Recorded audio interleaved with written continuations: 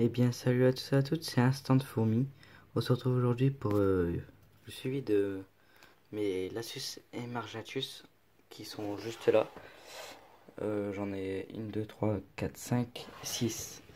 Et le truc que je viens de découvrir il y a 5 minutes et que je vous fais une vidéo directement, c'est deux petites premières ouvrières. La reine elle se sert directement en liquide sucré. C'est elle en première. Une première et la deuxième, je sais pas si on va la voir. Une deuxième, voilà. Il y en a qui vont venir bientôt. Et aussi des autres reines. Je crois que la reine elle est en train de mourir de faim. Parce que là, elle se sert, hein, elle arrête pas. On va voir sa physiogastrie juste après. J'ai fait un bac à Red Runner.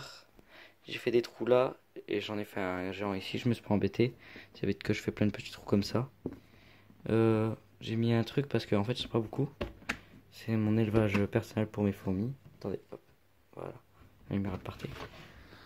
Voilà. C'est mon élevage personnel. Voilà ce que j'ai en Red Runner. Je mets une croquette de chien pour qu'ils se nourrissent. Et comme ça il était humide, alors ça fait qu'ils ont pu ça a pu arriver un peu, humidifier plutôt la croquette. Je vous fais entrer à toute vitesse mes Lassus et Niger, excusez-moi. La grosse grappe d'œuf se transforme en larve. J'ai des larves ici. J'en ai un peu partout des larves. Maintenant, il faut attendre un peu plus tard. La reine, elle va toujours aussi bien. Et là, quand j'avais mis de la terre et tout, regardez, il y a une plante qui a poussé. Bon, c'est toujours un développement assez banal sur les Lassus flavus. C'est les deux boîtes que je vous avais dit. Là, toujours pareil. Ah oui, c'était ça. Excusez-moi, je pars un peu tout partout parce qu'en fait, je suis content. Là, je les ai dérangés en fait, et ça a fait que ils ont un peu bougé. C'est mes Fedol Paidula. J'ai mon premier petit major. Je sais pas si on va le voir. Ah non. Ah si, c'est bon. Je croyais qu'il était mort. Parce que en fait, je les ai vite fait stresser. Là, entre les deux. Pour la prochaine vidéo, vous allez bien le voir. Ou même plusieurs majors parce qu'il y a des grosses larves. Je vais vite fait la faire bouger. Attendez.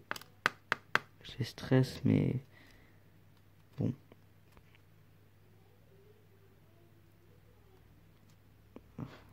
On peut pas bien, si on le voit là.